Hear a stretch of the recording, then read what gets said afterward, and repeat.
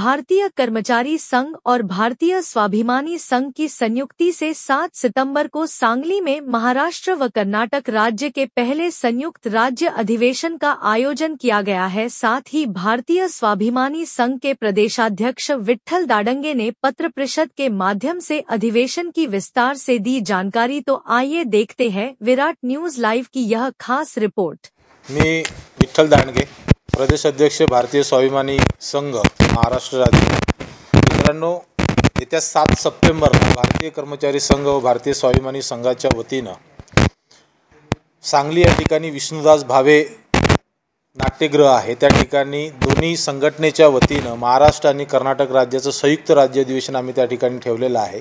या राज्य अधिवेशनामध्ये न्यू वर्ल्ड ऑर्डर असेल, रुपयाचं असेल किंवा आता जो नवीन कायदा महाराष्ट्र शासनाने बनवलेला आहे ते कायदे असतील किंवा ब्लास्टच्या संदर्भातले कायदे असतील, एज्युकेशनच्या संदर्भातले असतील, रोजगाराच्या संदर्भातले असतील, अन्य काही विषयावर आम्ही चर्चा करणार आहे। आणि महाराष्ट्रामधले नव्हे तर देशामधले मोठमोठे वक्ता ज्यांचं रिसर्च आहे, ज्यांचा अभ्यास आहे, ते लोक त्या ठिकाणी येत आहेत। मोठमोठे विद्वान लोक त्या ठिकाणी येतात आणि या अधिवेशनामध्ये महाराष्ट्रामधल्या 36 जिल्ह्यांमधून प्रतिनिधी स्वरूपामधून हजारो लोक त्या ठिकाणी येत आहेत आणि त्या अधिवेशनाला मोठ्या प्रमाणामध्ये आम्ही सफल करत आहोत। धन्यवाद। या अधिवेशनाचे जे उद्घाटक आहेत ते माननीय कोरणेश्वर स्वामी आप्पा आहेत, जे लिंगायत धर्मगुरू आहेत आणि फुले शाहू आंबेडकर विचारधारेवर त्यांचा पगडा आहे, चांगला अभ्यास आहे, ते उद्घाटक आहेत। त्याचबरोबर या अधिवेशनाचे जे अध्यक्ष आहेत ते माननीय DR ओळ साहेब, जे राष्ट्रीय अध्यक्ष आहेत भारतीय कर्मचारी संघाचे, ते आहेत। आणि विशेष अतिथी म्हणून ॲडव्होकेट महमूद प्राचा साहेब, जे सुप्रीम कोर्टाचे लॉयर आहेत, ते सुद्धा त्या ठिकाणी येत आहेत। माननीय JK पवार साहेब आहेत, जे शाहू महाराजांवर त्यांचं रिसर्च आहे, अभ्यास आहे, त्यांनी पुस्तकं लिहिलेले आहेत। हे अन्य महाराष्ट्रामधले काही पॉलिटिक्स लीडर पण आहेत आणि सामाजिक कार्यकर्ता पण आहेत, ते पण येत आहेत। हे अधिवेशन एकाच दिवसाचं आहे। पहिल्यांदा उद्घाटन सत्र आहे आणि दुसरं जे सत्र आहे ते प्रतिनिधी सत्र आहे। दोन सत्रामध्ये राहणार आहे। सकाळी 10:30 वाजल्यापासून सायंकाळी 7 वाजेपर्यंत हे अधिवेशन राहणार आहे। या अधिवेशनामध्ये जवळपास 1000 ते 1500 लोक राहणार आहेत। धन्यवाद। मी अभिजित भगत, राष्ट्रीय महासचिव, भारतीय कर्मचारी संघ। भारतीय कर्मचारी संघ आणि भारतीय स्वाभिमानी संघाचं पहिलं महाराष्ट्र आणि कर्नाटकचं संयुक्त राज्य अधिवेशन आपण घेतो आहे सांगली येथे।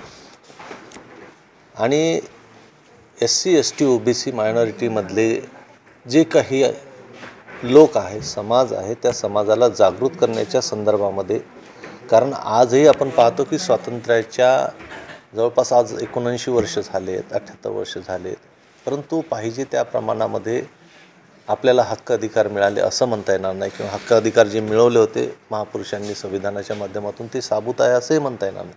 दिवसेंदिवस परिस्थिती बदलत आहे, शैक्षणिक आर्थिक नुकसान होत आहे, रोजगाराच्या संधीचा प्रॉब्लेम आहे किंवा ह्या ज्या सर्व गोष्टी आहेत, ह्या संदर्भामध्ये लोकांच्या जिव्हाळ्याचे जे प्रश्न आहे आपण या अधिवेशनाच्या निमित्तानं चर्चेला घेत आहोत।